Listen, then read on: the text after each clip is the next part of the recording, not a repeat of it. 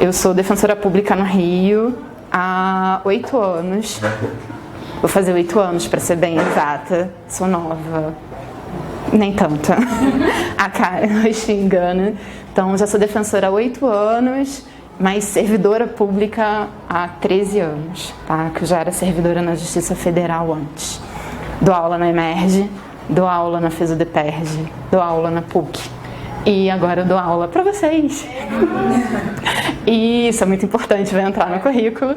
E dou aula também na graduação da UFRJ, que tem sido uma descoberta enorme. E, inclusive, a organização dessa aula veio muito da minha experiência com a graduação, tá? Como é que é o meu método de dar aula? Eu tento colocar da forma mais linear possível, quase como se fosse contando uma história, para ser um pouco mais agradável. Tá, eu não gosto de dar aula colocando artigo tal, leia, não. E eu fico muito tranquila com esse meu jeito, porque além de vocês estarem aqui, vocês depois vão poder rever. Então isso dá uma tranquilidade. Se eu falar muito rápido, vocês podem eventualmente rever e tirar dúvidas. Mas por favor, me interrompam, parem, perguntem. Eu tô aqui para isso, que é para tirar dúvida, tá bom? Então, a aula de hoje: família, relações de conjugalidade e afins, origens, histórias e perspectivas. Que é para a gente entender um pouquinho alguns mitos que existem no direito de família, as questões que eu acho que vão surgir e que podem surgir inclusive na prova, porque eu acho que hoje são os temas mais, carioca diria bam, mas assim, top da lista, pelo direito de família e pelo momento político que a gente tem passado. Vocês vão perceber isso muito rápido, tá? E aí, para a gente começar, eu não vou responder tudo agora, depois, mas eu coloquei 3 perguntas que vão me guiar e vão nos guiar nessa aula. Se família é um conceito jurídico ou de outras ciências, se família é um conceito ou uma ideia estática, e ao final a gente vai ter que decidir qual é o conceito jurídico de família. Porque, mal ou bem, a gente pode ter um sentimento pessoal vindo da sociedade do que é família, mas nós, como juristas, vamos trabalhar muito também com um conceito jurídico, e nem sempre eles vão corresponder. Então, daí 3 perguntas. O que é a família? De onde vem esse instituto? E o que ele significa para o direito? E aí eu proponho que a gente comece a responder essas perguntas fazendo uma análise da historicidade da família no Brasil. Isso não tem propriamente nos livros jurídicos, e essa classificação ela é muito minha. Está sendo inclusive a minha tese, estou tendo que passar por ela na tese do doutorado. E aí a base, já digo para vocês a fonte, é principalmente a Mari Del Priore, que é uma historiadora. Ela era professora aqui em São Paulo, mas ela se mudou para o Rio, não lembro quando, e ela tem vários livros, histórias da gente brasileira e afim, gente, são livros sensacionais. Eu até indiquei no final os livros, então a base é muito essa. E aí vocês vão entender o porquê dessa divisão que eu faço. Então, quais são os períodos e como funciona a família aqui no Brasil? Da época de colonização, aqui eu estou falando bem colonização portuguesa, tá? Eu ainda não estudei antropologia para saber como é que eram as organizações das comunidades tradicionais brasileiras pré-colonização. Mas, já pensando nesse modelo europeu, dos colonizadores, etc., a gente vai ter uma certa estabilidade até a década de 60. E família, dentro dessa lógica, ela é a família patriarcal, fundada na figura de um homem que é casado, então uma família fundada no casamento, com a mulher subjugada ao homem e detendo a autoridade sobre os filhos. É fácil perceber isso, é só pegar lá o Código Civil de 1916. Se vocês pegarem a redação original do Código de 16, inclusive vinha que a mulher, ao casar, ela assumia o nome do marido e ela perdia a capacidade. Ela se tornava relativamente incapaz. E também na redação original do Código de 16, a gente tinha lá escrito que a autoridade do então chamado pátrio poder era do homem, nunca da mulher. a mulher apenas se ela se tornasse viúva. Então tinha bem uma condição. Quando a gente entende isso, principalmente esses 2 artigos que surgem no Código Civil, a gente consegue confirmar que a gente tinha uma sociedade, uma família fundada no casamento e altamente patriarcal.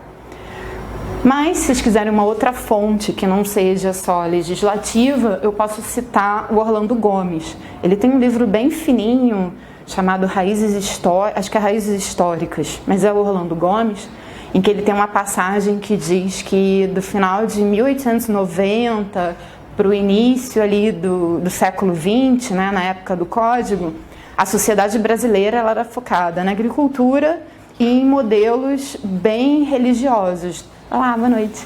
Naquela família tradicional zona, marido, mulher e os seus filhos. E nas poucas vezes que as nossas constituições, a gente já teve algumas aqui nesse período, falavam de família, ela tinha um artigo que dizia que a família é aquela formada pelo casamento que era indissolúvel. Aliás, é uma característica bem brasileira, bem curiosa. A família aparece nas nossas constituições, mas aparece por uma cláusula expressa da indissolubilidade do casamento. Salvo a Constituição de 1891, todas as outras falam de família. E até 88, todas dizem que o casamento era indissolúvel. Tá? Por que eu demarquei aqui a década de 60 e eu coloquei essa menção entre 60 e 1988? Porque, na minha opinião, eu vou dizer por que eu acho isso, a gente começa a ter uma mudança legislativa bem importante nesse período. Em 62 vem o Estatuto da Mulher Casada, em que a mulher passa a ganhar a possibilidade de alterar ou não o seu nome e passa a ter alguma mínima igualdade em relação ao homem. Surge a figura do desquite, então minimiza aí a questão da indissolubilidade. E ela ganha alguma autoridade sobre os filhos, não plena, mas ela já ganha alguma. Também nesse período, e eu não vou conseguir lembrar os anos, a gente já passa a ter, vou abordar melhor até na próxima aula, a gente começa a ter uma série de leis que facilitam o reconhecimento do filho ilegítimo. Até que em 77, isso sim é importante pra gente, surge a lei do divórcio. A lei 6515, ela não surge sozinha, junto com ela a gente tem a emenda constitucional 3 de 77, ela muda a Constituição para retirar a indissolubilidade do casamento da Constituição e logo a seguir vem a lei do divórcio, permitindo assim que as pessoas possam romper o seu vínculo conjugal. Eu acho que essa lei foi um marco, porque ela rompeu em 77 com a principal lógica de que o casamento era para toda a vida e você estava ali apegado com aquela pessoa para todo sempre, que é um dogma que a gente ganhou muito da Igreja Cristã, da Igreja Católica. A indissolubilidade vem da Igreja Católica. Em 77 a gente rompe isso constitucionalmente e legislativamente. Não sei se vocês sabem um fato curioso, entre 77 e até 1989 só podia se divorciar uma vez. Ninguém podia ter muitos divórcios. Não, o que gerava um problema. Pensa se você se casasse com alguém divorciado. Você poderia se divorciar, porque o seu ia ser o primeiro, o dele ia ser o segundo. Ele não podia e você podia. Podem pensar a complicação que foi no meio jurídico resolver isso? Tinha decisão para ambos os lados, tá? Tinha decisão que dizia que não poderia se divorciar e aquele que nunca tinha se divorciado ficava prejudicado. E já teve decisão, teve entendimento no sentido oposto, dizendo que o que valia, na verdade, era em relação àquele que nunca tinha se divorciado. Então, em tese, alguém poderia se divorciar várias vezes. E sim, isso só muda em 1989, depois da nossa Constituição. Tá? Isso é uma curiosidade, assim, eu não lembro o número da lei, mas é uma lei de 89 que vai mudar essa lei do divórcio de 1977. 88, acho que vocês sabem, é um marco gigantesco pra gente, porque a nossa Constituição eu vou pular a crítica, porque está sendo gravado. A nossa Constituição, ela deu uma virada em termos de sociedade muito grande. E ela traz capítulos específicos sobre a família ali nos artigos 226 e 227. A primeira parte importante da nossa Constituição nesse sentido é trazer a igualdade entre homens e mulheres. Nem está propriamente ali, está no artigo 5º, mas essa foi uma mudança crucial. Então, homens e mulheres são iguais em direitos, inclusive dentro da entidade familiar.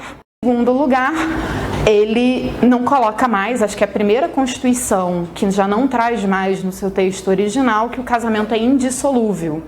A Constituição, mesmo na redação original, já permitia o divórcio e a separação. Então, a gente tem aí uma primeira Constituição já seguindo as modificações de 77. E, em segundo lugar, o terceiro, a Constituição passa a prever duas outras formas familiares que não eram existentes anteriormente. A primeira delas é a família monoparental, que surge na Constituição como a família formada por um dos genitores e os seus respectivos filhos e filhas, ou filhas. E, em segundo lugar, ela coloca expressamente a união estável como uma entidade familiar. Lá, o artigo 226, parágrafo 3º da Constituição. Então, a gente passa a ter como entidade familiar casamento, reconhecida na Constituição, casamento, união estável e família monoparental. O interessante é perceber, e isso vai nos ajudar a responder as perguntas, que... Espero que ele não... É meu só... Repete. É importante perceber que a união estável ela não surge do nada.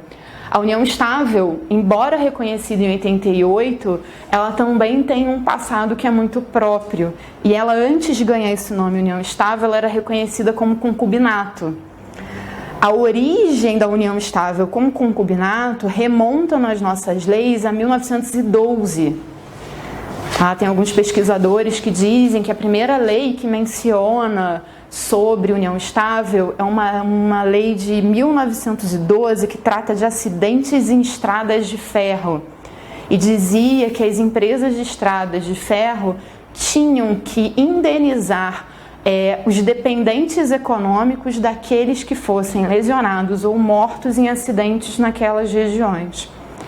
Depois dessa lei de 1912, a gente teve algumas leis de servidores, como, por exemplo, em 1963, a Lei 4242, só decorei porque ela é igual, 4242. A gente teve legislação tributária, que essa eu realmente não sei de cor. E tivemos algumas outras legislações também sobre acidentes em ferrovias. O regulamento anterior da Previdência Geral, que era o 3358 da década de 60, também contemplava essas uniões de fato, mas ainda sobre esse estigma, ou chamando de concubinato, ou qualificando como dependente econômico. Mas a gente já vê ali todo o início do reconhecimento legislativo, normativo da união estável, que vem culminar em 88 com a Constituição dizendo que as relações de fato são chamadas de união estável e tem um status equivalente ao do casamento, tá?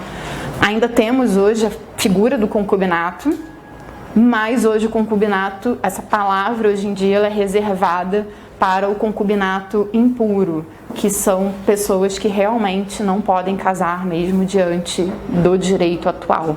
Antigamente a gente chamava de concubinato puro e impuro. Tá? Por que eu separei os anos 2000 para cá?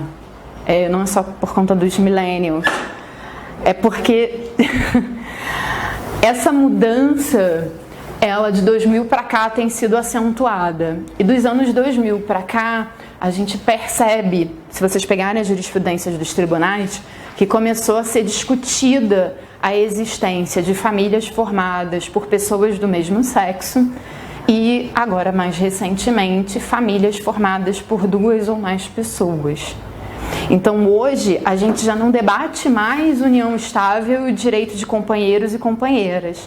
A gente debate, já caindo, digamos assim, como fruto de debate, né? A gente tem um nível um pouco menor da questão das famílias de mesmo sexo, mas isso surge já agora nos anos 2000, e eu acho que está crescendo, tá? A gente está indo na ascendente, os relacionamentos que a gente chama de famílias simultâneas e a figura do poliamor. Eu vou contar o que é. Então, ou seja, eu espero com isso ter contado como as coisas e as questões e os temas eles vão mudando ao longo do tempo, e a gente vai normalizando alguns debates, vai incorporando no direito esses debates, e outros temas eles vão surgindo. E aí a gente pode voltar nas 3 perguntas que eu coloquei. Família é um conceito jurídico ou de outras ciências? Depois dessa linda história ao longo dos nossos tempos. Gente, eu nem busquei tratar, assim, família fora do Brasil, tá? Porque aí, assim, existem 1000 modelos. E acho que com isso eu também já posso responder a primeira pergunta. Família é um conceito jurídico ou de outras ciências? É de todo mundo e tem uma interseccionalidade gigantesca. Não existe uma família para o direito que não tenha ou não guarde um mínimo de correspondência com o que existe na sociedade. Então, existe um estudo de família nas ciências sociais, na antropologia, na psicologia, e eles vão ter visões diferentes, próprias a depender da ciência. Então, dizer o que é família não é uma prioridade do direito. Isso a gente tem que ficar muito tranquilo, tá? Mas existe sim um conceito jurídico de família. É um conceito ou uma ideia estática? Não. É plenamente mutável. Varia não só de acordo com o tempo, mas varia de acordo com o contexto sociocultural que a gente está inserido. Se eu fosse debater família nos Estados Unidos, é diferente da França, que é diferente de países africanos, que é diferente do Chile, da Argentina. Família até dentro do Brasil, pelo tamanho, gente, já é super diferente entender, se eu for perguntar no âmbito pessoal, na subjetividade, o que é família. Então, família ela também depende de contextos culturais, políticos e econômicos. Mas qual é o sentido jurídico de família que a gente vai usar? Então, hoje, se no passado família equivalia casamento, equivalia pai, mãe e seus filhos, hoje a gente precisa entender como família núcleo de afeto. Se pegarem Maria Berenice Dias, Paulo Lobo, Caio Mário, agora revisado, Flávio Tartucci, estou fazendo aqui um mapeamento mental dos meus livros, Carlos Gonçalves, absolutamente todos os autores e toda a jurisprudência dos tribunais já trabalha com a ideia de que família ela tem um sentido afetivo. Tá? Família a gente já define como um núcleo de afeto. E é isso que nos leva ao debate que é mais atualizado. Essas famílias que fogem dos modelos conhecidos tradicionalmente até hoje, a gente pode chamá-las de família? E aí a família de pessoas de mesmo sexo. Já é tranquilo responder que elas são famílias. Por quê? Se elas são núcleos de afeto, se eu tenho a liberdade de escolher a minha orientação sexual, se eu tenho a possibilidade de fazer o meu planejamento familiar, casando ou não casando, tendo ou não filhos e quantos eu tenha, se eu tenho a liberdade de ser quem eu sou, então eu posso ter uma família, esteja eu com uma pessoa de um sexo diferente ao meu ou esteja eu com o mesmo sexo. Então já é muito tranquilo o reconhecimento da família homoafetiva, tá? Como ficou conhecida. Mas esses modelos familiares aqui não são tranquilos. Por família paralela ou simultânea, entendam a situação em que uma pessoa pertence a vários núcleos familiares. Tá? Então, uma pessoa se divide entre várias famílias. Poliamor é outra coisa. Poliamor é uma família com 3 ou mais pessoas. Não sei se vocês já ouviram falar de alguns casos do Rio de Janeiro, meu estado. Aquele cantor que faleceu. Ele é meu eterno exemplo. O curioso é que eu já vi notícias que diziam que ele chegou a ter 13 mulheres e 13. Eu fiz o Catra, gente, vocês não conhecem? Parece que ele chegou a ter 13 mulheres, mas ele tem 32 filhos, isso é um fato. Conhecidos, 32 filhos. Mas parece, as últimas notícias já depois da morte dele, é que só 3 mulheres permaneceram com ele até a morte.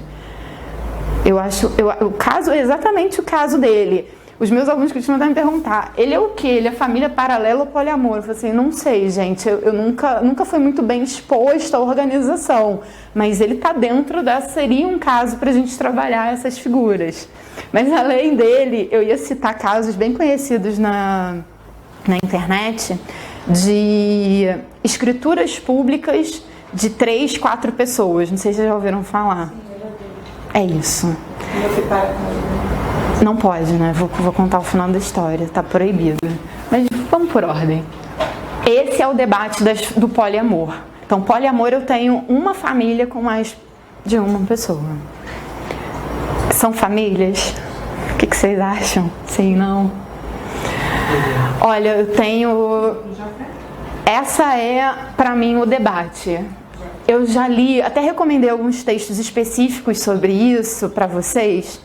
Eu já li um artigo que está ali recomendado, de um autor, em que ele dizia que a legislação pode restringir e a legislação brasileira poderia determinar que família, ou seja, essas relações de conjugalidade são apenas entre 2 pessoas.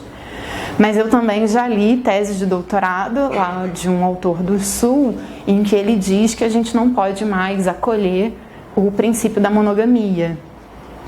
Né? Que monogamia não é um princípio e não é a base da constituição de uma família dentro da legislação brasileira. Então, reconhecer ou não famílias paralelas e poliamor como família, a gente tem que primeiro debater o aspecto moral. Existe um aspecto moral íncito. Em segundo lugar, a gente precisa entender se a constituição de família leva a esse âmbito de liberdade, se a minha forma, né, se a minha escolha de constituição familiar, ela vai até esse nível, ou vai além desses modelos tradicionais, e se isso está amparado na Constituição. E aí, para decidir isso, a gente precisa avaliar tanto o aspecto da liberdade, tanto da dignidade da pessoa humana, como também precisamos decidir se a monogamia, ela compõe ou não o nosso ordenamento. Na doutrina de direito de família, e aí você bem específica, eu diria que a majoritariamente se inclina de forma favorável, para entender que as pessoas elas têm uma ampla liberdade de se organizar nas suas relações de conjugalidade, tá? Só para explicar, gente, eu falo conjugalidade porque é o termo mais amplo que existe para abarcar todas as formas de família, tá? Isso é o mais inclusivo. Então, para a doutrina de direito de família, me parece majoritariamente que é possível. E aí eu teria para citar a própria Maria Berenice Dias, o Tartucci eu não lembro, mas a Berenice sim, o Rodrigo da Cunha, o Nelson Rosenwald, eles são mineiros, eles adotam, o pessoal do IBDFAN adota de uma forma muito tranquila esse tema. Agora, na jurisprudência, infelizmente, não é o que vocês vão ter. E aí, como vocês vão fazer? Prova, vocês têm que saber o que está na jurisprudência. Então, passem na prova e aí vocês decidam o que vocês vão aplicar na prática, tá? No STF, o paradigma é desde 2008. Eu amo esse caso e eu acho que sempre vale a pena ler esse caso, até porque tem um voto poético, que foi um voto vencido, e porque os personagens têm nomes muito legais. É a Joana da Paixão e o seu Sebastião do Amor Divino. Nossa. Sim, é verdade. é verdade, mas infelizmente ele já era falecido e foi a causa desse processo. Esse senhorzinho, ele era servidor público no município na Bahia e ele tinha 2 famílias. Ambas ele mantinha há mais de 30 anos e tinha muitos filhos com ambas as famílias, tá? Ele era casado formalmente com uma e convivia de forma de fato com a outra. Vamos chamar essa segunda mulher, não gosto de chamar de outra, mas essa outra, né, segunda mulher com quem ele vivia maritalmente, consegue a pensão. E a partir dessa tentativa de obter uma pensão por morte é que surge o processo. Ela perde na primeira instância, ganha na segunda instância e o processo é aceito, admitido para recurso extraordinário e vai a julgamento pela primeira turma. O voto vencedor foi o do Marco Aurélio, que também era o relator. E aí, nesse voto, ele diz que a proteção do Estado, a união estável, alcança apenas as situações legítimas e nestas não está incluído o concubinato. E aí, no voto do Marco Aurélio, vem lá explícito ele dizendo que o Brasil aceita a monogamia como base da constituição das entidades familiares. Ou seja, entidades familiares são sempre entre 2 pessoas. Então, esse precedente mudou muito. No final, vou fazer uma observação. Tá? Hoje você reconhece o direito a ambas mulheres a dividirem em. Vou falar sobre isso. Vou falar. Hoje é o precedente. STJ, idem, 2017. União estável não reconhecida, homem casado, separação de fato não comprovada. O STJ também não reconhece essa coexistência de modelos familiares. TJ de São Paulo, que interessa mais a vocês, misto. Fiquei louca quando fui ver isso. Achei essa decisão de 2018 renegando, é uma apelação aqui do TJ de São Paulo, diz que não é possível, ou seja, segue os precedentes tanto do STF como do STJ, mas também encontrei uma outra jurisprudência. Ai, gente, desculpa, ficou pequenininho. Mas também existe essa segunda, que já é do final de 2017, de setembro, o relator foi o Marcelo Semer, em que aqui ele já reconheceu. Eu sou suspeita. Mas tem outras, tá? Fiquem tranquilos. Eu peguei a dele que era mais recente, mas tinha pelo menos mais 1 ou 2 que não eram do Marcelo Semer, também do TJ de São Paulo. Então, o que eu posso dizer para vocês? Eu, particularmente, seguiria a decisão do STF, dizendo que não reconhece. Se fosse cair sem prova, eu seguiria do STF, tá? Porque é que a gente pode debater e é o precedente que mudou muito. Existe conflito na jurisprudência? Existe, tá? Quando a gente pega casos que abordam só direito de família, os casos majoritariamente são de não reconhecimento da simultaneidade. Quando a gente pega casos de direito previdenciário, não sei o porquê, eles decidem majoritariamente pela divisão. Em tese, os 2 ramos deveriam se comunicar, porque família, né, é um conceito que tem que ser unívoco para o direito. Mas, no direito previdenciário, eles trabalham muito com a ideia de dependência econômica. Então, se vocês forem ver os julgados, muitas vezes a diretriz central é a dependência econômica. E isso é muito determinante para eles assegurarem direitos. Agora, eu também ficava confusa, tá, gente? Isso daqui também me deixa confusa. E aí eu fui olhar, uma vez eu fiz essa separação. Os julgados que debatiam só direito de família, alimentos, que debatiam partilha, esses amplamente majoritários não aceitam famílias simultâneas. Não aceita. Então, é ainda uma discussão que está conflituosa basicamente entre o direito de família e o direito previdenciário. Claro, numa prova de defensoria ou como defensores, o que eu posso dizer para vocês é: façam o que é melhor para o assistido.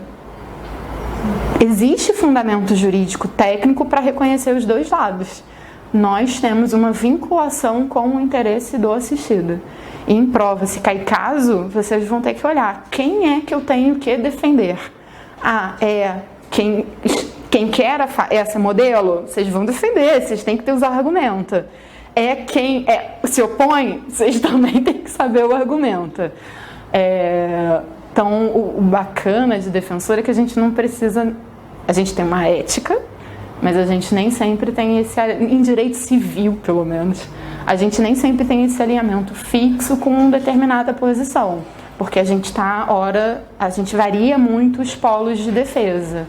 Então, o mais importante é que vocês conheçam os dois fundamentos, e vocês consigam articular um e outro, mas saibam qual é o majoritário. Parece, eu ouvi dizer, eu não consegui achar, até fiquei procurando ontem na repercussão geral, não consegui localizar, mas havia me dito que esse tema voltaria à pauta do STF. Não achei essa repercussão, mas a pessoa que me informou é uma pessoa muito correta. Eu vou continuar pesquisando, e aí se eu encontrar eu mando para vocês. E aí seria uma reabertura dessa discussão, talvez com alguma mudança. Eu acho até... não sei, eu acho que poderia ser uma mudança interessante, já diante das recentes acórdãos progressistas do STF em temas de liberdade de direitos civis, né?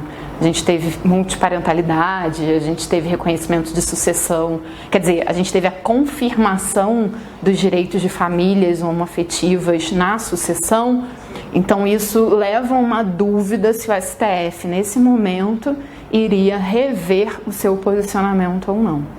Só para vocês ficarem tranquilos, gente, quando vocês verem jurisprudência, percebam que o STF tem sido muito progressista em direito civil. E ele é muito conservador em aspectos penais, tá? Façam essa distinção, porque a gente está percebendo isso.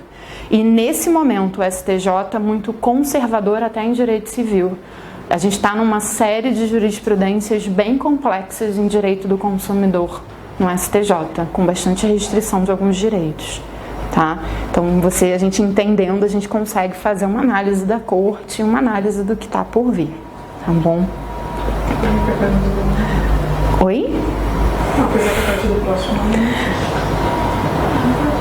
Eu acho que o caso da defesa da liberdade de ensino é um paradigma. Esse caso é muito importante. E esse mês eles vão julgar, tem um acórdão que trata de uma lei alagoana, acho que é dia 28, acho que é semana que vem, que trata da escola sem partido. Então a gente vai poder ter uma boa noção do pensamento da corte já na semana que vem. Tá? Sobre poliamor, não conheço caso na jurisprudência, mas sobre poliamor, o CNJ esse ano proibiu a lavratura de escrituras públicas que contemplem famílias de 3 ou mais pessoas. Poliamor, que é a família que tem mais de 3 pessoas, o CNJ proibiu. Uma associação aqui de São Paulo, a Edfaz, ou advogados vinculados a esta associação, protocolaram ou fizeram uma defesa junto ao CNJ num pedido de providências no CNJ, em que eles pediam que o CNJ regulamentasse nacionalmente a lavratura dessas escrituras a partir de alguns casos que aconteceram no Rio de Janeiro. Esse processo demorou muitos meses para ser decidido, foi decidido mais ou menos em abril desse ano, e o CNJ proibiu os cartórios de realizar esse tipo de escritura. E nesse mesmo pedido de providências, o CNJ disse expressamente que eu considero que eles violaram, assim, que eles se excederam na sua atribuição, mas eles disseram que escrituras como essa não traduziriam um relacionamento de união estável, que aquilo ali, se alguém fizesse, se alguém escrevesse, eu, fulano e beltrano, temos um relacionamento a 3, aquilo não seria família reconhecida perante o direito. O CNJ fala isso, expressamente. Portanto, isso me deixa muito tranquila para reafirmar a vocês. Majoritariamente, para o nosso direito, essas formas familiares ainda não são aceitas. A decisão do CNJ me confirma isso. Então, poliamor e famílias simultâneas não seriam modelos familiares, ao menos não ainda admitidos para o nosso direito. Não sei se daqui a 5 anos isso vai mudar completamente, gente, porque é uma progressão, né? É social. Talvez mude, talvez não, talvez demore 50 anos, talvez não. Agora não é. É uma dúvida. Família simultânea. Ela é compreendida quando, por exemplo, uma das pessoas tem simultaneamente vive 2 ou mais famílias, né? E no caso onde, por exemplo, uma das pessoas ela é casada juridicamente, separada de fato e convive, né, maritalmente com uma outra pessoa. E é considerado simultaneamente? Não. Isso faz alguma diferença no reconhecimento no âmbito civil? Faz diferença. Então vamos lá explicando. O que eu chamo de famílias simultâneas? A existência de 2 famílias, eu gosto de até dizer assim, de 2 famílias vivas que existam ao mesmo tempo. Seja um casamento, aquele casamento que é do dia a dia, tá? Não é só o casamento no papel, mas é um casamento e uma união estável. 2 casamentos não vão ser possíveis, né? Um é nulo.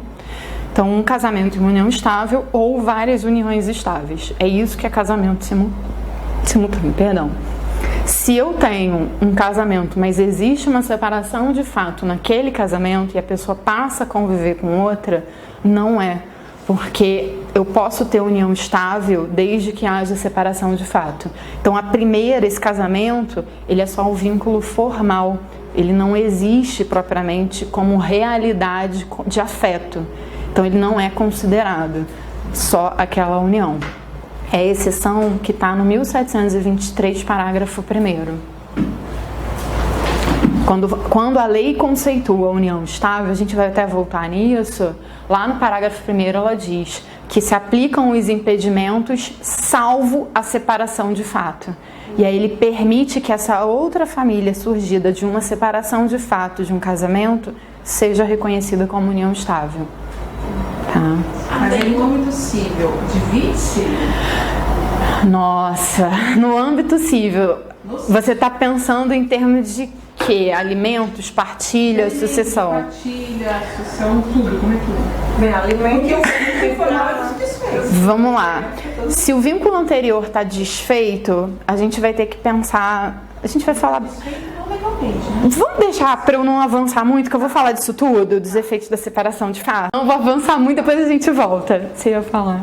Quando há várias uniões estáveis, qual que é o critério para saber qual que é a que vale?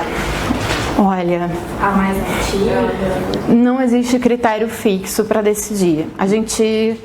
O que o STJ, posso te dizer, tradicionalmente seguia, ele se orienta por aquela em que ele percebe que a união seja mais constante, mais realizada, mais com esse aspecto familiar. Só te digo uma coisa, os últimos acórdãos do STJ negam a existência de todas essas uniões estáveis se elas coexistem. Eles tinham 3 acórdãos anteriores, 2 optavam pela segunda união estável, se a gente pensasse em tempo, eles optavam pela mais recente e eles optavam pela mais antiga. Mas sempre analisando aquilo que eles percebiam como maior vontade de formar família. Era essa a diretriz. E aí há pouco tempo, coisa de 2 anos para cá, eles mudaram essa orientação e passaram a considerar que a união estável depende de lealdade, o que significa para eles algo equivalente à fidelidade. Então, se não existe, isso desconstitui a própria união estável. Então, ninguém tem união estável. Então, a gente tem essas várias abordagens, tá? Um dos casos deles, inclusive, envolvia uma mulher que nem sabia que o seu companheiro vivia em união estável com outra pessoa. E o STJ desconstituiu para a mulher que desconhecia o relacionamento do seu companheiro. É um caso até que a gente usa para debater a própria boa-fé objetiva dentro de relações familiares. Né? Previdenciário esse caso? Não, era de direito de família, era alimentos. É porque geralmente o previdenciário eles dão, pelo menos os últimos que eu li, eles dão para assegurar a mesma pessoa. Não. Por isso que eles reconhecem. Ah, esse eu nem peguei, mas eu posso mandar depois. Eles dividem, como esse aí, eu já vi alguns casos assim, que eles dividem a pensão. Mas esse não era, se não era alimentos, era partilha. E foi um caso bem assim, nossa, complexo. Se não era alimentos, era partilha. E o STJ falou, isso não é uma união estável, porque não foi preenchido o critério lealdade. E aí, como não havia eles associaram muito lealdade à continuidade. E aí, não é união estável. Recusaram os efeitos. É porque dentro do casamento a fidelidade não rompe.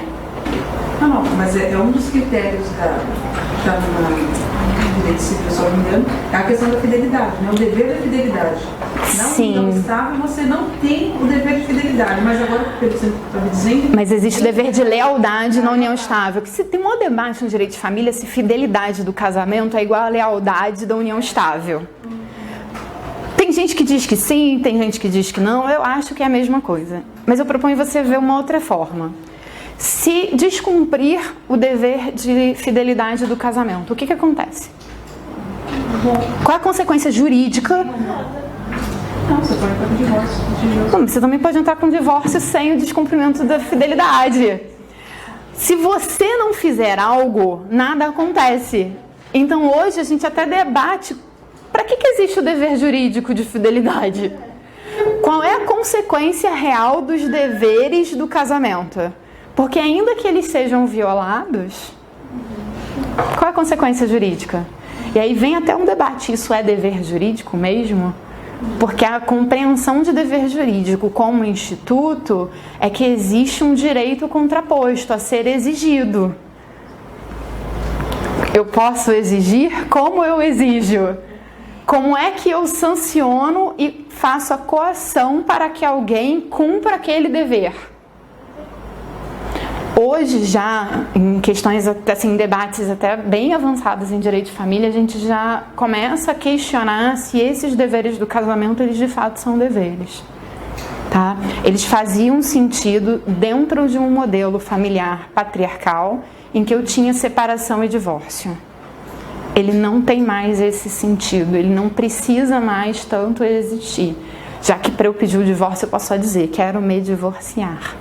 Não preciso nem dizer o porquê. Eu brinco dizendo, gente, vocês podem... irreconciliáveis, né? Nem precisa dizer isso.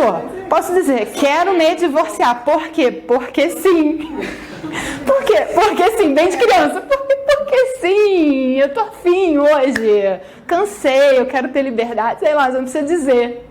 Entendeu? É bem interessante isso. Mas se uma das partes alegar houve quebra no dever do casamento como de lealdade, fidelidade, vai fazer diferença? Não faz. Nenhuma diferença. Em que vamos pensar em termos de qual seria a diferença dele alegar.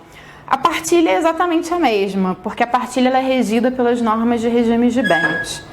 Alimentos... Não entra mais. A jurisprudência já se fixou no sentido de que alimentos, a necessidade, possibilidade, tem gente que já coloca como trinômio, que é a razoabilidade. É incompatível com a ideia de alimento natural que a gente estudou. A culpa hoje decaiu desde a emenda 66. Nome virou direito personalíssimo. Você não perde só porque você é culpado. Ou seja, todas as consequências que essa violação era importante, hoje foram minimizadas pela evolução do próprio direito de família. Entendeu? Foi um processo evolutivo muito natural. Então, hoje, na verdade, não tem o impacto que a gente esperaria. Tá? Então, ó, essa daqui é só a abertura. Tem mais. Para a gente encerrar essa parte inicial, já posso dizer com muita tranquilidade que, como família, esse conceito aberto e fundado em afeto, a gente vai ter vários nomes e vários modelos familiares. O que eu trouxe aqui são alguns que estão presentes na nossa legislação. Casamento, união estável e família monoparental estão na Constituição. Família natural e família extensa são formas familiares que estão no ECA. Família natural para o ECA é entendida como a família formada pelo pai e a mãe, né, no sentido biológico. E a família extensa é aquela comunidade de parentes, tá? Mas olha, se vocês procurarem, vocês vão ouvir falar em família recomposta, família mosaico. Tem um monte de nome de família, é tudo família.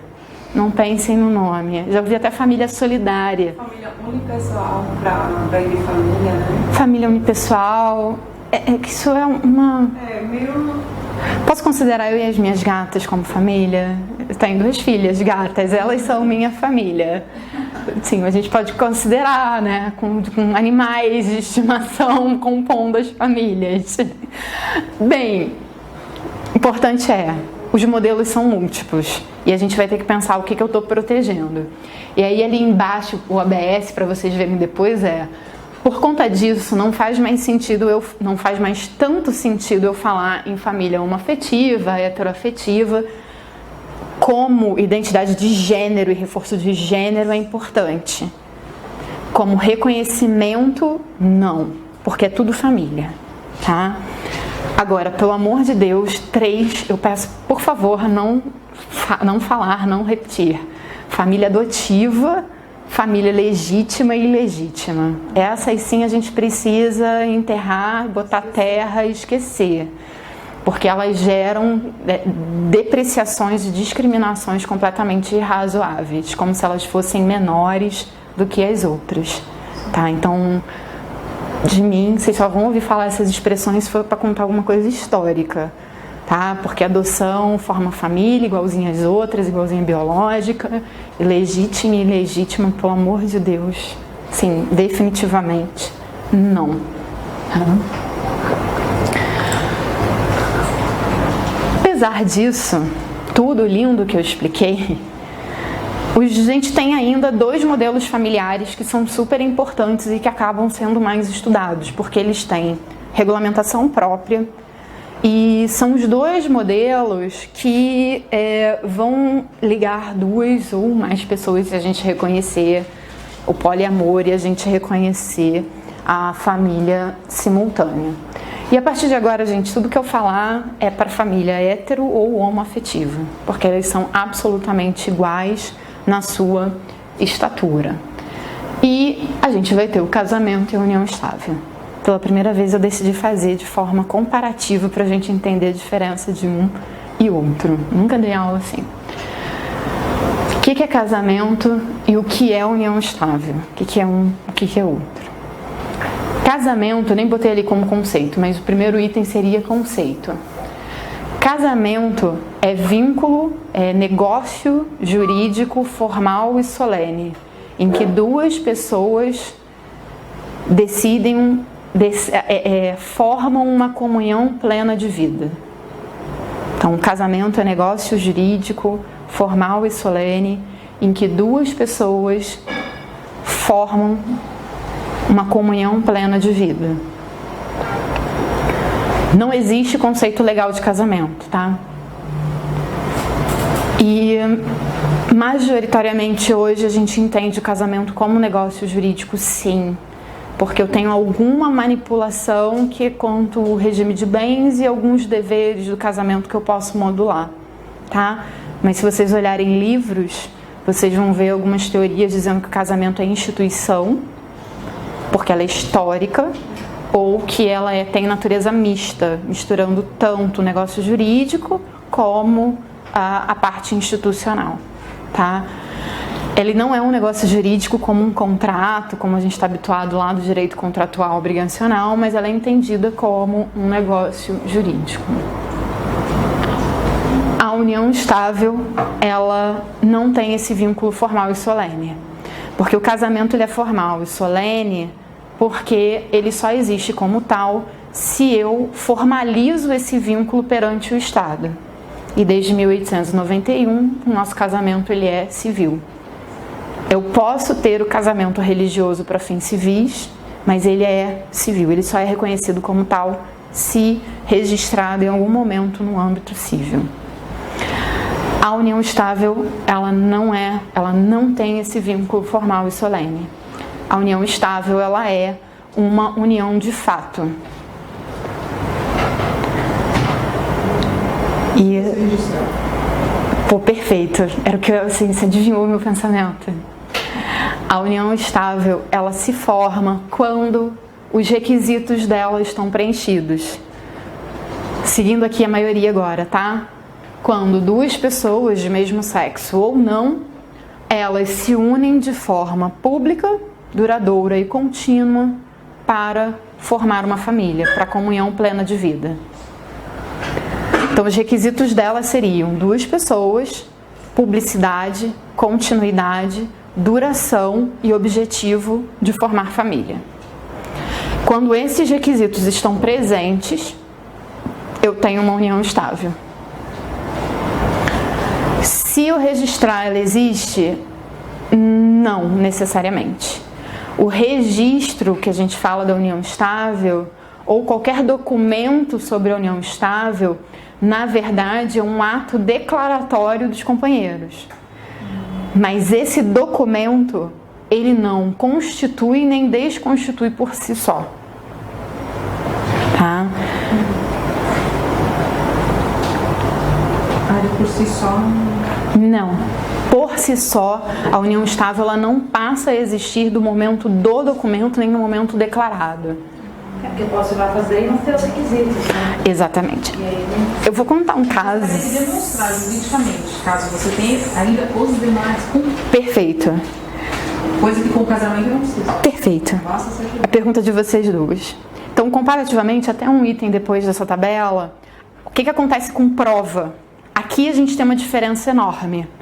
A prova do casamento é feita com a documentação do registro civil, que é a certidão. Né? O registro ele fica guardado, mas na verdade o registro é provado pelo ato que se extrai dele, que é a certidão. Então, a prova do casamento é feita pela certidão. E a prova da união estável pelos requisitos, dos quais o documento assinado é um deles. Decisivo. Então, o casamento, ele ainda tem o quê? Segurança jurídica. Até porque a certidão tem prova em contrário. O casamento existe até que se prove uma nulidade do registro ou da documentação que o comprove.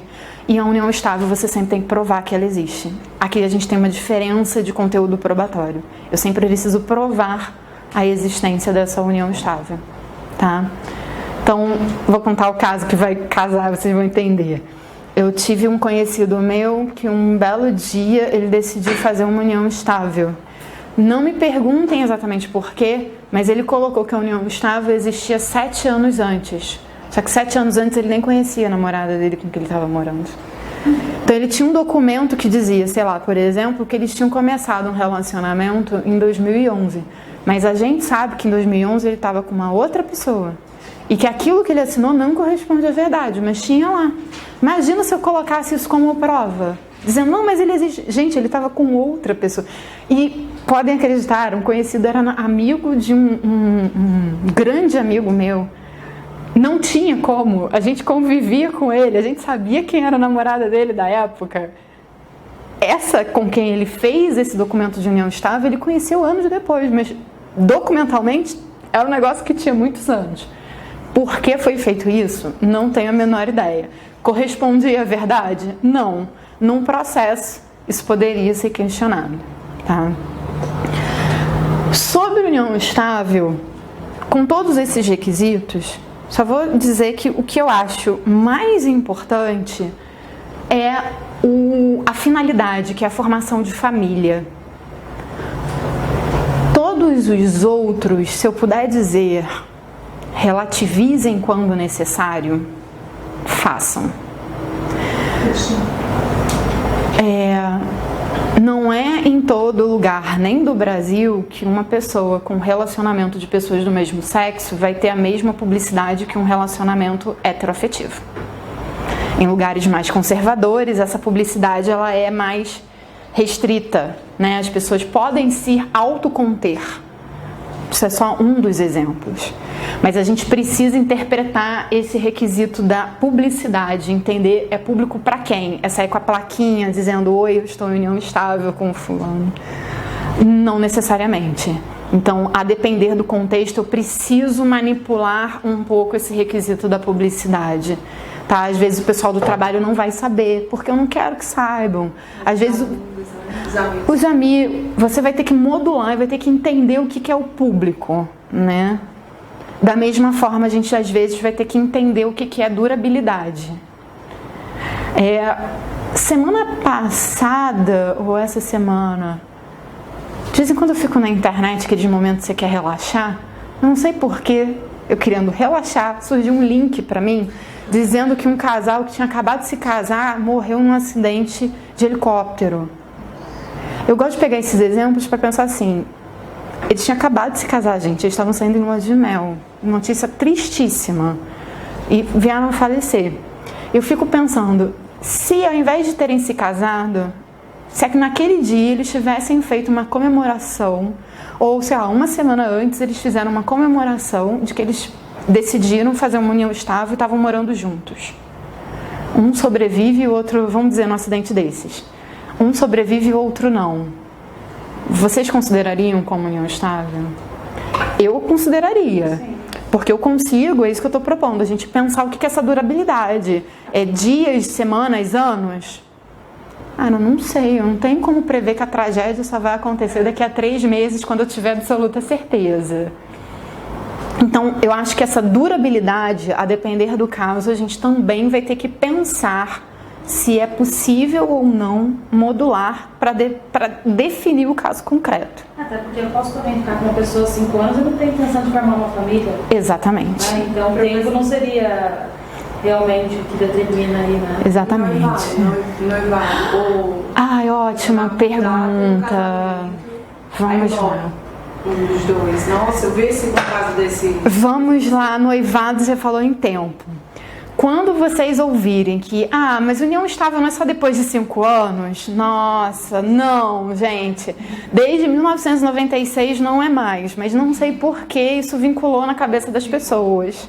Né? A gente teve uma lei até 1996, que foi a Lei 8971, que realmente definia a união estável como uma união que durasse mais de 5 anos, mas ela foi revogada em 1996 pela Lei 9278. Então, não precisa de 5 anos, tá? O tempo é sempre mutável. O que diferencia, adorei essa pergunta, o que diferencia a união estável de um noivado? Ou, como o STJ gosta de falar, namoro qualificado. Tá? Vocês vão ouvir, o que é um namoro qualificado? Gente, é a intenção, tá? Na união estável eu quero uma família agora. No noivado ou um namoro qualificado, eu planejo uma família futura. Nesse momento eu me sinto como numa aula de direito penal, quando a gente começa a estudar dolo. Como é que eu vejo dolo? Né? Aí o professor te diz, você vê o dolo pelas circunstâncias. Pela intenção, pelos atos, não sei o que é o que eu tenho para dizer para vocês. Vocês vão ter que tentar extrair isso pela intenção e cada um aqui vai pensar de um jeito. O caso paradigma do STJ foi o seguinte, até uma amiga minha que defendeu esse caso. Um casal namorava, o homem se mudou para Londres por uma proposta de emprego. Bem, eu posso falar isso porque está no acórdão, tá? Eu não sei os nomes, mas está no acórdão. Ele se mudou para Londres em razão do emprego e a namorada decidiu segui-lo, aproveitando para estudar. Lá eles ficaram noivos e durante o noivado ele comprou um apartamento, para ser bem exata. Ele comprou um apartamento para que eles morariam quando voltassem e se casassem no Brasil. Eles voltaram, se casaram, se separaram e foram buscar o divórcio. Qual foi a discussão? Se aquele imóvel ali comprado durante o período de noivado em que eles moravam juntos em Londres entraria ou não na partilha e, portanto, se aquele período era união estável. A mulher chegou a ganhar, foi reconhecido que o período anterior ao casamento era união estável, porque se considerava que ele já formava uma família e era pública, contínua e duradoura, e determinou-se a meação, porque é um patrimônio adquirido onerosamente. No STJ, o STJ considerou que aquilo era um namoro qualificado, porque eles tinham intenção de formação futura de família, e tirou o direito de meação da mulher. Mas se você começar um união estável, não se case. Porque se você fosse casar depois... Não tem problema nenhum. É um caso muito específico, porque eles foi de intenção, ali era um noivado, eles entenderam que o objetivo era futuro, que eles ainda não tinham uma família. Eu acho que é diferente. Porque assim, a intenção deles era formalizar juridicamente, futuramente, mas porém, de fato, eles já estavam envolvidos. Eu acho também que tinha uma união estável, o STJ entendeu que não. Por isso que eu falei, a gente vai aqui se debater eternamente, cada um vai ver uma forma. Às vezes as pessoas gostam de passar, tipo, quer noivar. Tá todo mundo vai ficar só noivo, então. Vou ficar noivo 10 anos e aí nós fazemos. O aspecto simbólico do casar ainda é muito presente na nossa sociedade, né? Desse reconhecimento formal. Isso precisa ser respeitado, mas isso não pode ignorar a realidade brasileira das relações de fato, que existem desde todo sempre. Quem pegar Gilberto Freire vai ver lá as relações de fato formando a sociedade brasileira. Então nós temos na nossa cultura essas relações de fato, mas existe ainda o aspecto simbólico do casamento. Nesse caso, eu concordo com vocês. Eu acho que tinha união estável. Pô, eu não sei os detalhes do processo, tá, gente? Tudo que eu tenho é um acórdão do STJ para olhar. Eles não me convenceram. Mas, processo judicial, a decisão está transitada em julgado, não é união estável, não teve meação do patrimônio. Tá? Então fica aí, casamento união estável versus noivado namoro qualificado. Cara, se cair em prova, pensem sempre nisso, na questão de intenção futura e intenção presente, é o que vai conseguir dimensionar para vocês do que a questão está falando. Professora, se o casal optou pela declaração em cartório, ao desfazer, é necessário também voltar ao cartório para fazer uma outra declaração ou não é necessário? Não é necessário. A união estável é sempre fato. Ela existe pelos fatos e ela deixa de existir pelos fatos. Tá? A documentação ela não é relevante nem para existir, nem para deixar de existir. Muitas vezes eu já atendi assistido que chegava, sentava para mim, doutor, eu quero me separar. Tá, mas você casou? Não, a gente foi morar junto. Tá bom, mas você tem partilha, você quer alguma coisa? Não, a gente não tem nada, não quero alimentos, eu só quero me separar. Ah, tudo bem, mas quando você se separou? 2 anos atrás. Geralmente eu ponho a mão me assistindo, tipo, pode ir em paz. Você já acabou a união estável há muito tempo. Você não precisa fazer nada. Vai ser feliz. Porque é verdade, ele já não existe mais a união estável dele há muito tempo, tipo, há 2 anos atrás. Se a pessoa quiser, se ela insistir, eu posso fazer um processo para reconhecer? Posso. Existe interesse numa ação declaratória para dizer que acabou 2 anos atrás. Existe interesse processual, sim. Mas é que a gente pensa, nossa, eu vou vinculá-lo a um processo para ele ficar acompanhando, em que a utilidade não vai ter uma utilidade prática. Então, assim, se houver algum problema, eu sempre falo, procura de novo que eu tô aqui, eu vou te atender, tá? Se me perguntar. Nesse exemplo... Obrigado. Nada. Nesse exemplo do apartamento, o STJ Isso. Falando que não tinha o vínculo. Não, isso. Isso, porque foi comprado por um só. Não Sim. houve meação. Não. Na hipótese, no noivado, cada um contribuiu com um valor. Teria meação metade, ou seria somente o valor que cada um empregou? Como que ficaria? A saída seria definir se é união estável ou não.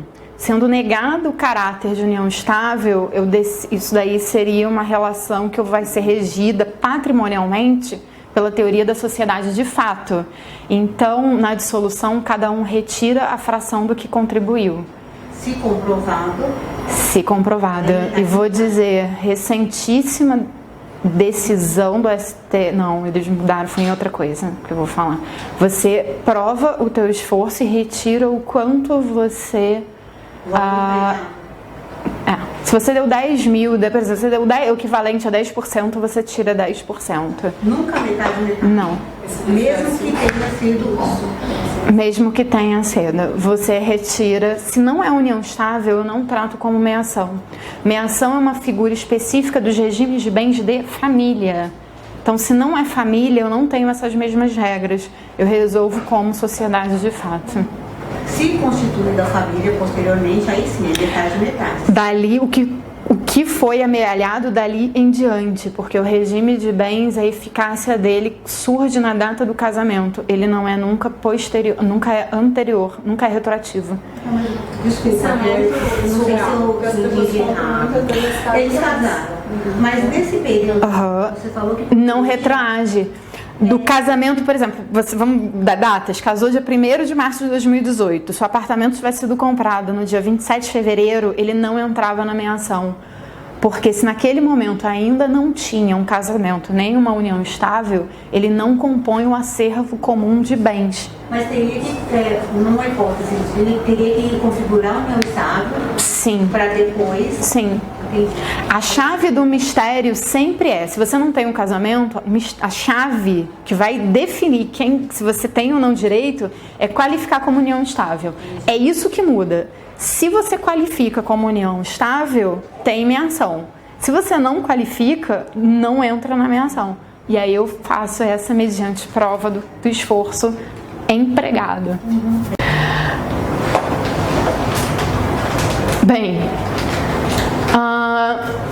gente, não, depois eu falo nisso daqui. Então, falamos já no conceito de união estável e como é que eu formo a união estável. Como é que eu caso? Acho que a maioria quer casar, né? Casada, não. Tá, casar é custoso, é caro. A Defensoria faz gratuidade para isso também, tá? Amém, existe Defensoria. Mas casar não é complexo. Casar, pra gente casar mesmo, formalmente, a gente tem duas grandes etapas. Uma etapa é a habilitação para o casamento e a segunda etapa é a celebração do casamento. O processo de habilitação é o que prepara para a celebração. É um processo administrativo feito perante um cartório, tabelionato, em regra, sem a interveniência nem do MP, nem de juiz, tá? A não ser que haja dúvida, que precise de uma solução técnico-jurídico, que aí o titular do cartório ele abre vista. Mas ele é um processo documental que ele tramita assim bem tranquilo. Você apresenta os documentos e aí a gente vai ver no final. Nesse processo vão ser verificadas 4 coisas. E aqui na Defensoria de São Paulo, eu daria muita atenção para uma delas, que é logo a primeira. Então, 4 itens importantíssimos vão ser verificados nessa habilitação que vão dizer se você pode ou não casar. A primeira, eu diria que é o próprio discernimento. Se a pessoa tem discernimento para casar. E eu falo isso principalmente aqui em São Paulo, porque a Defensoria de São Paulo foi uma das pioneiras em trabalhar com a Convenção sobre Direitos da Pessoa com Deficiência e o próprio EPD. Tá? Eu aprendi muito com os defensores daqui, eu acho isso importantíssimo. Pessoas incapacitadas têm hoje, pela Convenção e pelo Estatuto, mantidos os seus direitos existenciais, nos quais se incluem o direito a se casar. Então, a gente não pode, de início, excluir esse direito, tá bom? Isso gera algumas consequências bem curiosas, como deficiências que sejam muito graves e comprometam cognitivamente muito fortemente alguém. Isso é um desafio a ser enfrentado pelo direito. Algumas doenças neurológicas, a gente pode citar Alzheimer avançado, demência avançada. Como é que essa pessoa consegue expressar a sua vontade em se casar para outra? Isso é um desafio, tá? E existe também o desafio do regime de bens, porque se a pessoa vier a ter um curador nomeado e esse curador dentre as atribuições, tiver que lidar com negócios jurídicos, a gente vai esbarrar na escolha do regime de bens. Não tenho resposta para nenhum desses dois problemas. Indiquei um texto, mandei para vocês, que trata especificamente do regime de bens de casamentos de pessoas com deficiência. Existem teses de que seguiria naturalmente o regime legal, porque o regime legal seria, a princípio, sempre benéfico. Existe tese de que seria sempre o regime da separação obrigatória, porque isso preservaria o interesse da pessoa com deficiência. E existe também tese que pode escolher, se não o curador, o juiz. Tem entendimento para todos os gostos. Nenhuma decisão judicial sobre isso, mas estou mandando o texto para dar um apoio para vocês entenderem melhor, tá? Mas, por favor, não excluam de início essa possibilidade. Se vocês fizerem, vocês vão estar atacando, violando a própria convenção e o estatuto. Não recomendo, tá? O segundo aspecto, né, além do discernimento, é a idade núbil. Para casar, é necessário o mínimo de 16 anos de idade. Mas entre 16 e 18, precisa ter autorização de ambos os pais. Se um dos pais não concorda, ou se ambos não concordam,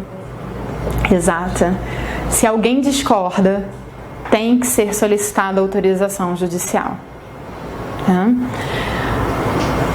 A grande consequência da autorização judicial é que leva o casamento para o regime da separação obrigatória. Está lá no 1641.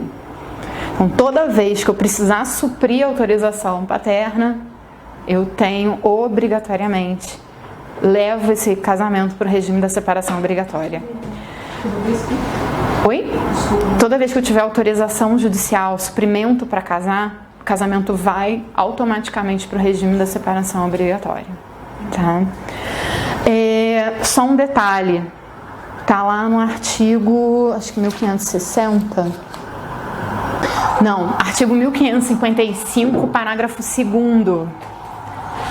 Se mesmo não dando autorização, os pais estiverem presentes na celebração, isso vale como autorização tácita.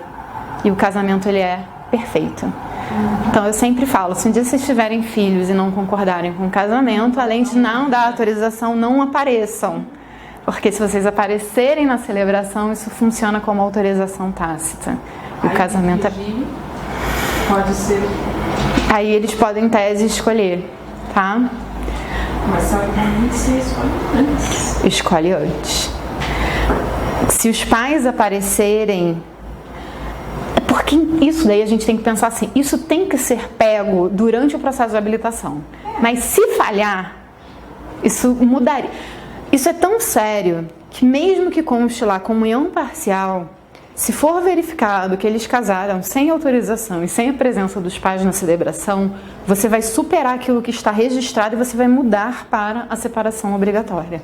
Eu já vi um caso muito antigo, não é de jurisprudência, de um processo que eu tive em que isso aconteceu, porque é uma imposição legal. E aí se considera que havia um erro ali no registro, que foi superado impondo-se depois o regime da separação obrigatória. Então, no caso, se houve um suprimento e os pais compareceram, com separação, considera-se também não. No fundo, significa que eles não vão poder questionar depois, né? Essa é a ideia. Tá? Em idade núbil, há autorização de todos os pais ou representantes legais, independentemente se alguém tem guarda exclusiva ou unilateral, tá? Essa autorização, ela decorre diretamente do poder familiar. Então, todos os pais. Mas um tem a guarda unilateral, é só ele. Não, são todos. Porque isso é decorrência do poder familiar e não de eventual guarda. E a última questão é, em idade núbil, eu posso ter o casamento excepcional de uma pessoa abaixo dos 16 anos. Desde que atenda ao seu melhor interesse. E aí, sempre vai ter que ter autorização judicial. Tá? Então, a lei estipula como idade núbil 16, mas menos de 16 pode casar, desde que, e obrigatoriamente com autorização judicial. Já fiz um desses processos. A menina tinha 14 anos, o namorado tinha 17. Interesse? Eu sou defensora, eu atendi o interesse deles a contragosto. Falo isso publicamente, a muito contragosto. Eu chamei pai, mãe, chamei todo mundo, conversei muito, perguntei por que não, por que casar. Eu pedi comprovante que estava indo na escola, tudo, e os pais concordavam, ela queria. Era uma cidade bem rural no interior do Rio de Janeiro, então era muito comum esse casamento de pessoas novas. Eu me rendia ao costume local, assim, com relutância pessoal. Melhor interesse, no caso Se o casamento atende ao interesse daquela pessoa ali, da pessoa que tem menos de 16 anos. Então, esse é um benefício concreto. Já entraria aí, ou não? Como defensora, eu respeitei a vontade. O juiz iria analisar os outros aspectos. Tá? Se eu tivesse que decidir, eu analisaria outros aspectos. A dinâmica familiar, a expectativa, o que ela tinha como expectativa em relação ao casamento, o que isso implicaria na vida cotidiana dela. Eu abordaria outras coisas. Mas naquele momento, na posição de defensora, eu não me senti confortável para fazer esse pré-julgamento. Então, ali eu decidi que eu ia atender o interesse dela, de acordo com a palavra dela. Eu tinha escutado os pais, todo mundo assinou. Então, meu limite ético da minha profissão encerra aqui, eu não posso ultrapassar esse limite. Não sei o que aconteceu, não sei se o juiz deu autorização, porque eu saí da comarca e perdi o acompanhamento do processo. Tá? No código, isso tá... Aí a gente começa... Gente, não vou ler o artigo, porque senão a gente vai perder muito tempo e fica chato. A questão da idade núbil está nos artigos 1517 e 1520.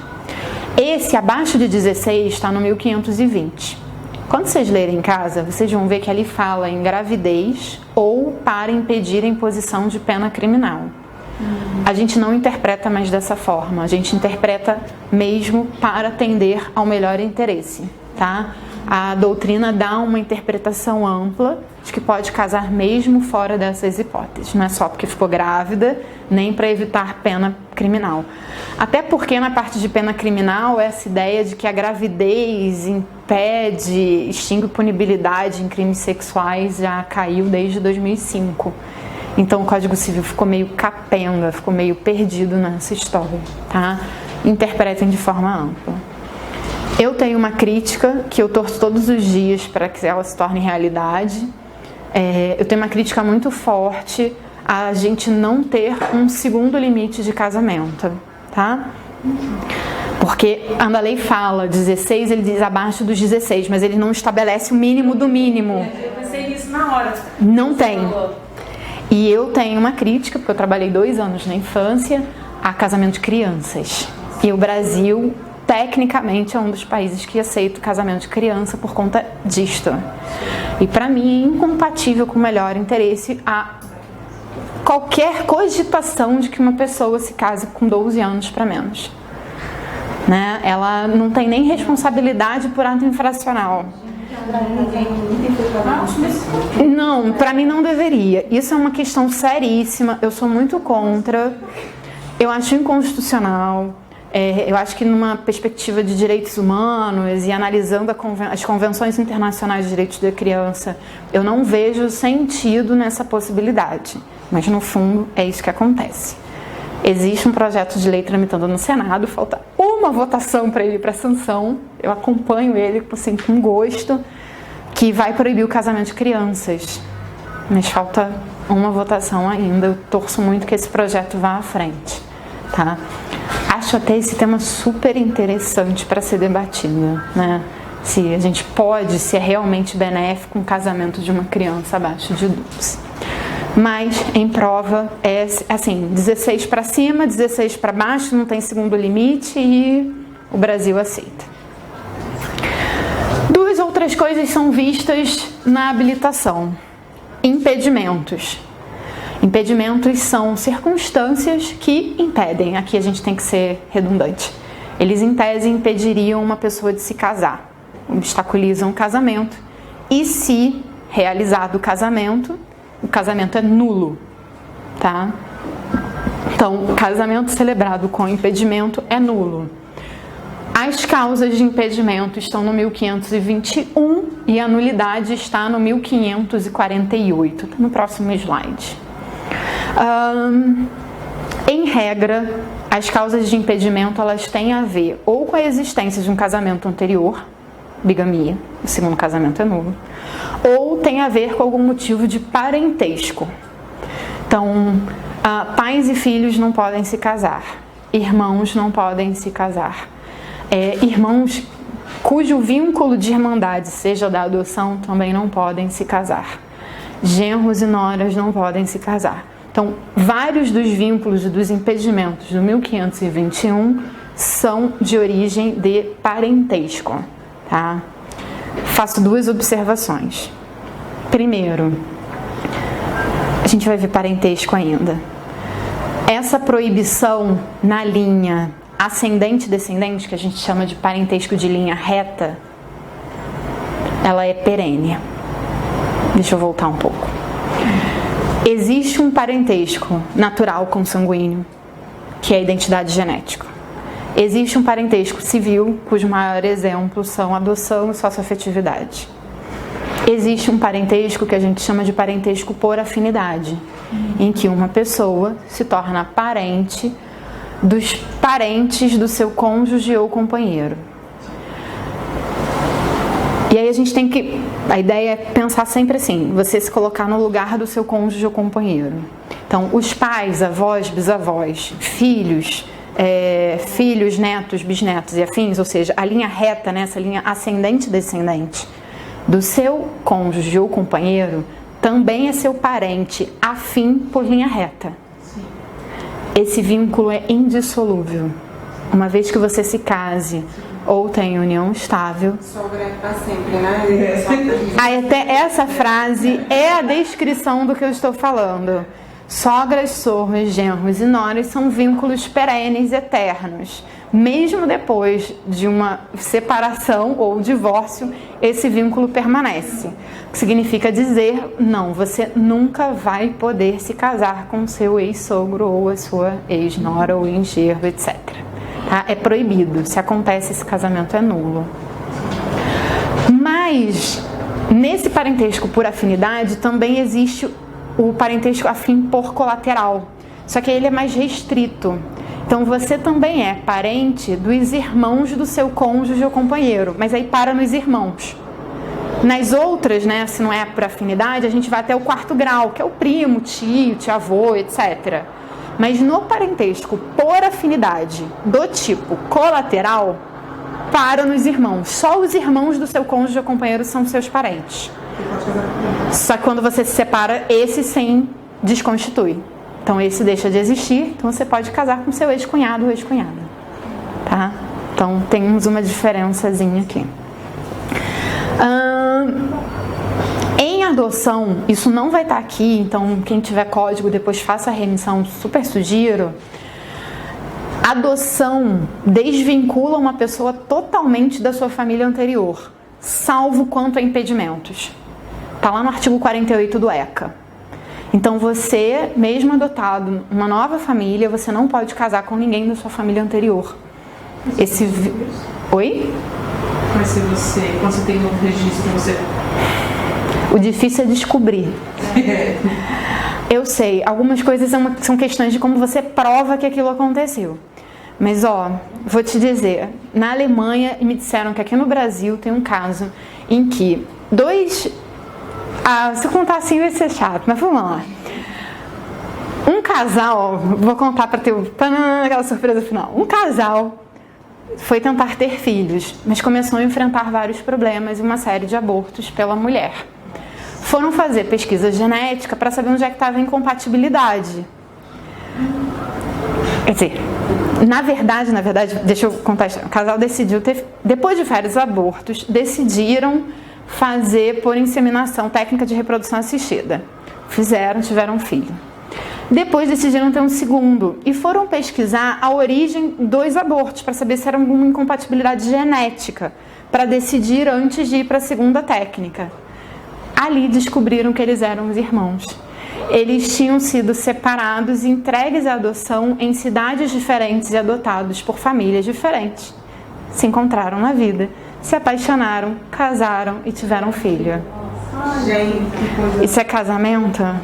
Não, esse casamento é nulo. Isso foi descoberta. Eu acho que esse caso, inclusive, eu estou até pensando sobre isso, em escrever um pouco sobre o que, na verdade, a gente tem que considerar família, até eventualmente rever o 1521. Eu não sei se eu teria coragem de anular esse casamento.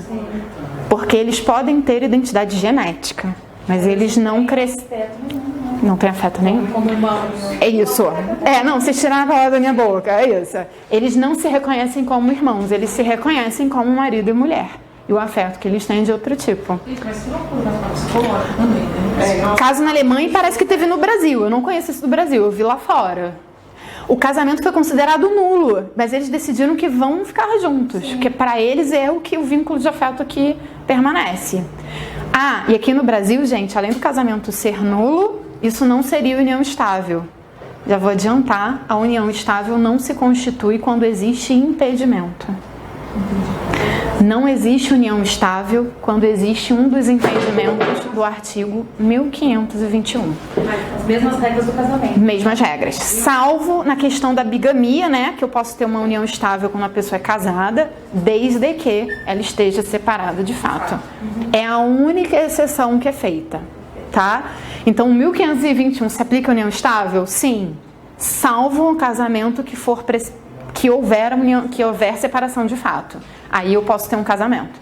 A pessoa não pode casar a segunda vez antes de se divorciar, mas ela pode fazer uma união estável, tá? No caso dos irmãos que casaram sem saber, judicialmente, só se eles disserem, né, que são irmãos, que descobriram que são irmãos, porque... Salvo engano, o equivalente do Ministério Público entrou com uma ação. Eu não sei como isso foi detectado, mas foi descoberto que eles eram irmãos. Foi feita a ação judicial e a justiça declarou o casamento nulo.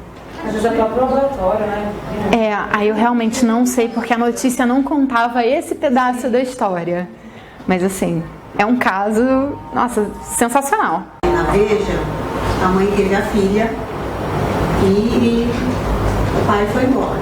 Quando a menina tinha 16, 17 anos, teve o primeiro contato com o pai. Eles se apaixonaram.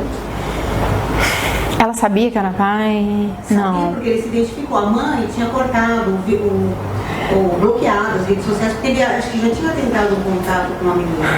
A minha cara no vídeo vai ficar ótima.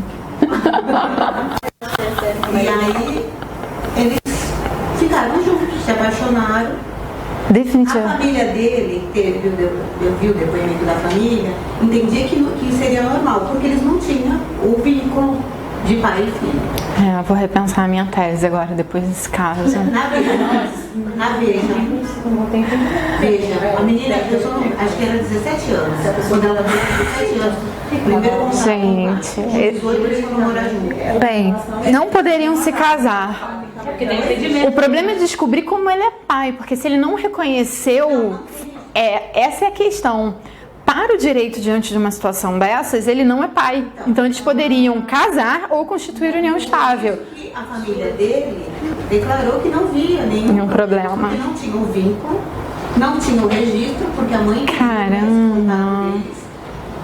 Foi esse ano. Vou pesquisar.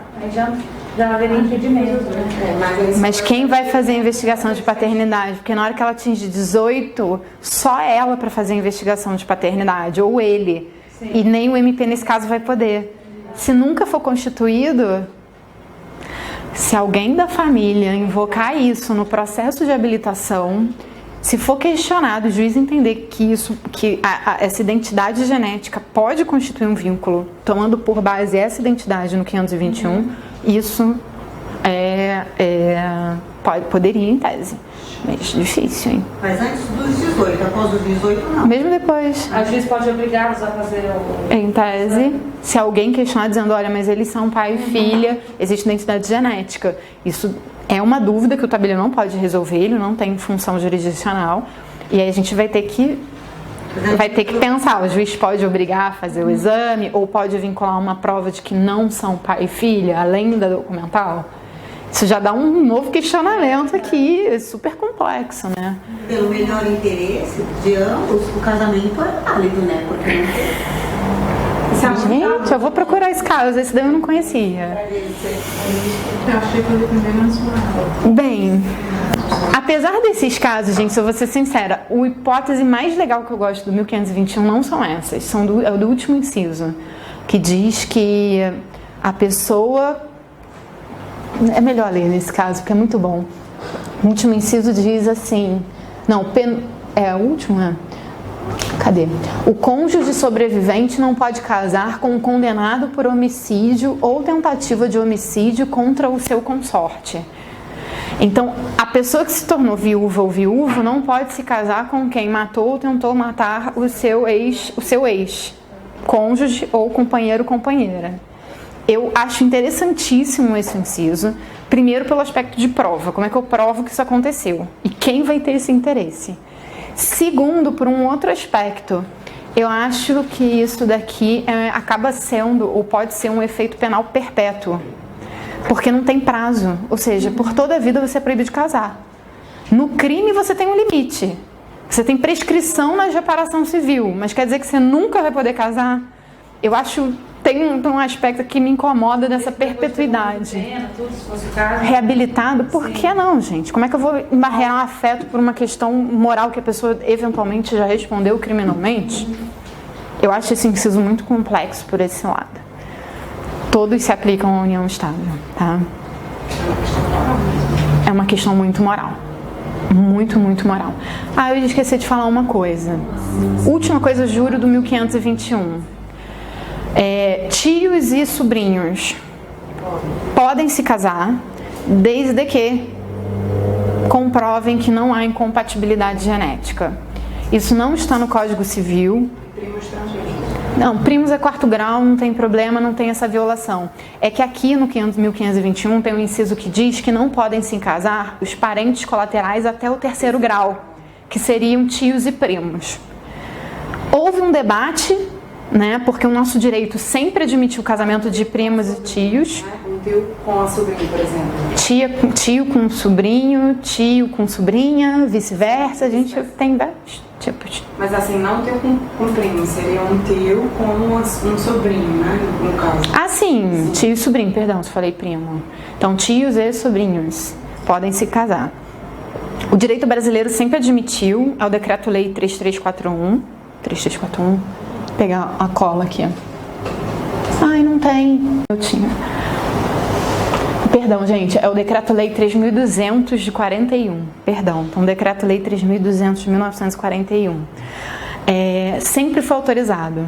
E aí, quando surgiu o Código de 2002, veio a proibição. E o questionamento foi, vale o quê? Acabou prevalecendo que vale o decreto, então pode, desde que provada a compatibilidade. Novamente, eu tenho um problema seríssimo com esse decreto-lei, porque ele vincula o casamento a uma procriação. Você tem que provar que eles são geneticamente compatíveis para ter filhos comuns. Porque pode querer ter filho. Quem disse que casamento é para ter filhos? Né? Então... Formar família não necessariamente significa ter filhos. Exato. Então, essa ideia soa um pouco contrária com a própria ideia do que é formar uma família. Mas, novamente, em provas, vocês vão fazer exatamente isso e vão lá sustentar que pode, de acordo com o decreto-lei que diz isso. Tá? Eles têm que passar por exames médicos, o médico é que atesta, isso tem que ser juntado no processo de habilitação e tudo mais. Último item a ser visto no casamento são as causas suspensivas. Aqui a ideia não é impedir o casamento. Aqui são apenas recomendações para que o casamento não aconteça. E elas estão no 1523. São 4 hipóteses. 3 delas estão vinculadas à confusão patrimonial. Então se recomenda que uma pessoa não se case de novo enquanto não feita a partilha do seu casamento anterior. Enquanto, por exemplo, se alguém vai casar com seu tutelado ou curatelado, enquanto não preste contas. ou enquanto não faça o inventário dos bens do seu falecido cônjuge ou companheiro. A consequência para pessoas que casam com uma dessas hipóteses, ou seja, sem tomar essas precauções, é que o casamento vai ser regido pela separação obrigatória. Então, eu descumpro a recomendação, casamento na separação obrigatória. Só existe uma causa que não tem essa associação muito perfeita, em que se recomenda que a mulher, aqui é só a mulher mesmo, não case nos 300 dias posteriores ao término da entidade familiar anterior. Por quê? Para evitar que ela esteja grávida. Só que o problema aqui não é uma confusão patrimonial. É para evitar dificuldade na atribuição de quem é o pai. Como essa dos 300 dias?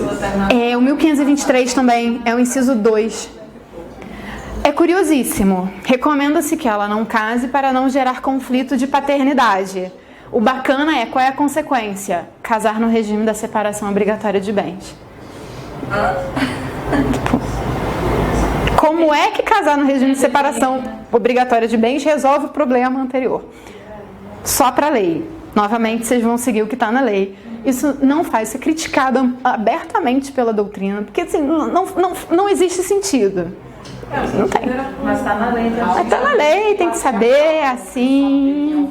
Que é o filho dele, né? Às vezes ele pode estar morto, ele pode ter morrido, também vai se aplicar a mesma ideia. Pode ser término por morte, anulação, divórcio, separação, pode ser por qualquer coisa. É questão machista de não assumir o fim da lei. Não é pro novo não assumir, não. É para não dar confusão de quem é o pai, se é o anterior ou não. Porque quando eu tenho essas relações, existe provavelmente uma presunção de paternidade. Então, ou seja, o direito vai dizer quem é o pai. Então, para o direito não ficar confuso sobre qual é o pai que ele precisa indicar para ir para a certidão, ele recomenda que não se case. E ele está presumindo também que a pessoa só vai ter relação se casar, né? Gente, dica sobre o Código Civil. Ele é pensado em família patriarcal, com soluções patriarcais e soluções imobiliárias. E aí, vai falar hoje em herança digital. Vocês sabiam que joguinho de videogame pode ser objeto de sucessão? E aí, como é que eu faço usufruto disso? Vou deixar lá que uma pessoa fica jogando e o outro tem a propriedade? Olha, o Código Civil é muito complexo, porque ele foi pensado, ele tem uma lógica ainda muito patrimonialista e patriarcalista que a gente está aqui na luta para tentar adequá-lo, mas ele é difícil. Em sucessões piora, tá? Sucessões é bem pior para isso do que família. Família a gente adaptou bem. Em causas suspensivas, se eu casar com alguma delas, regime da separação obrigatória. Já adianto, vai poder mudar depois, não tem problema, desde que a causa esteja superada. E, durante a habilitação, eu posso escolher o regime de bens se eu provar que a causa não existe. Então, por exemplo, não está grávida, junto lá o beta-HCG mostrando, oi, não estou grávida e quero casar de novo. Então, aquela causa não existe, posso escolher o regime. Não existe inventário a ser feito, posso escolher o regime. Tá? Então, se na habilitação isso já vem comprovado, você passa a ser livre para escolher, você não fica vinculado à separação obrigatória. Feito tudo isso, feito e apresentado toda essa documentação, e o tabelionato vai analisar, você vai ser, se tiver tudo ok, você vai ganhar uma certidão que você estará habilitado a se casar. É uma certidão mesmo. Essa certidão tem validade de 90 dias. E em 90 dias tem que ser celebrado o casamento. Regra civil, regra juiz de paz, mas cada corregedoria, e vocês vão ter que ver a norma do TJ de São Paulo, algumas permitem que juízes de direito celebrem casamento. No Rio de Janeiro pode, mas tem que pedir autorização especial, tá? Não lembro aqui em São Paulo, isso vai estar lá nas normas do TJ. Mas em regra, juiz de paz. Então, eu tenho 90 dias para celebrar esse casamento civil. A forma mais tradicional, você vai no prédio público em que está o juiz de paz e ele vai celebrar o casamento na presença de testemunhas. Pode celebrar esse casamento também em imóvel particular, desde que as portas desse imóvel fiquem abertas durante a celebração. No casamento de uma das minhas grandes amigas, que foi numa casa, eu fiz questão de ver se eles iam deixar a porta aberta e deixaram. Falei, tá certinho. Ninguém ia falar o que ia acontecer, mas estava certinho. Então, a imóvel particular tem que ficar de porta aberta para permitir que qualquer pessoa participe e veja o ato do casamento, que é um ato público e solene, sendo praticado. Talvez em prova eu diria que em relação à celebração, tem uma coisa importante nessa celebração tradicional. As pessoas só são consideradas casadas, não é depois que falam sim. Depois do sim, o celebrante ele precisa dizer, tem uma frasezinha que está aqui no código, ele reconhece, então declaro casados. Então tem uma frase formal que o casamento só existe como tal depois dessa frase. Então eu brinco dizendo, se alguém tiver um piripaque, um AVC ali na hora, antes de ser declarada, cai duro, sem ser falado, não estão casados. Tá? É uma conjugação. Vontade dizer, vontade também manifestação do celebrante.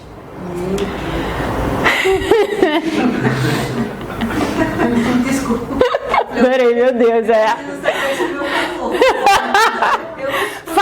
Falou. Vamos ver se falou. Você estava muito emocionada e você não ouviu. Mas vê lá no vídeo, ele falou que então reconhece que vocês estão casados. Sempre fala, isso é praxe. Fique tranquila.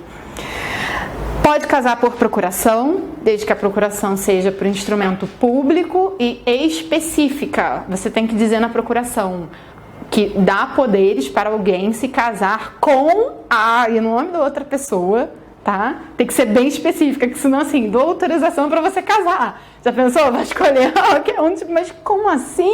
Você não me escolheu? Não. É uma procuração por instrumento público bem específica. Temos mais duas formas de celebração de casamento civil ainda.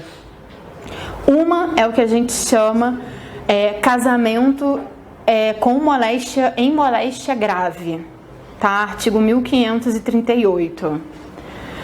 É uma situação em que existe habilitação, a pessoa está autorizada a se casar, mas um dos nubentes não pode se deslocar para ir até o prédio para ser celebrado o casamento. Então, o celebrante oficial vai até o lugar em que essa pessoa está acometida de moléstia. Então, a grande diferença é, o celebrante vai até o lugar onde está a pessoa, e essa pessoa está acometida de algo grave. A segunda espécie, que está no 1539 e 1540, é o casamento com risco de morte. O código fala risco de vida, tá? Mas risco de morte. Ninguém corre risco vivendo. Quer dizer, sim, mas ninguém corre, em tese, risco vivendo. A gente corre risco de morrer. Nesse caso, ele é muito, muito excepcional. Eu não preciso sequer ter habilitação para casar. Tá? Então, alguém está numa iminência de morrer e quer se casar com alguém. Ela pega 6 pessoas que sejam testemunhas e essa pessoa em risco, ela mesma se casa junto com o seu nubente. Então, eles autocelebram um casamento. Mas sem juiz? Sem nada. Só com as testemunhas. Pensa assim, caiu 11 de setembro. Se alguém fosse achado nos escombros, quase morrendo, tipo, eu quero me casar agora porque isso é importante, era só chamar lá o nubente, 6 testemunhas, ou eu tomo você como esposa ou marido, vice-versa, 6 testemunhas. Se a pessoa falece, as testemunhas, elas têm um prazo na lei, elas vão ao cartório, junto com o sobrevivente, claro, e elas vão lá dizer o que aconteceu.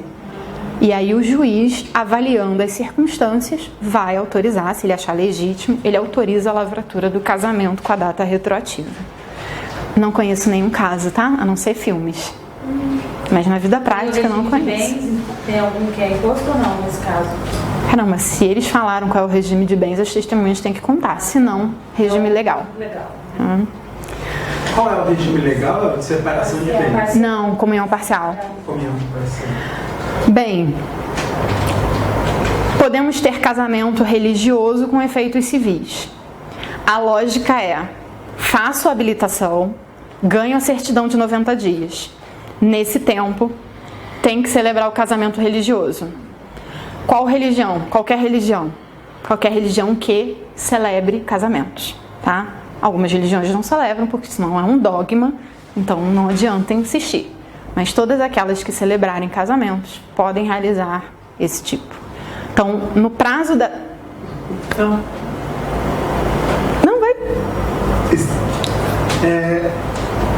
Mas tem uma religião que celebra casamento e não vale. Religiões de origem africana. Casamento, aí eu vou reconhecer assim, eu desconhecia isso. Eu já ouvi falar que eles não celebram casamento nesse sentido formal, que eles até fazem festividades, mas eu assumo que eu posso estar desconhecendo o assunto. Agora, se eles fizerem, né, a gente diz que as religiões de matriz espírita, se eles fizerem e isso for um dogma, que eles emitirem um documento, isso tem que ser aceito depois civilmente.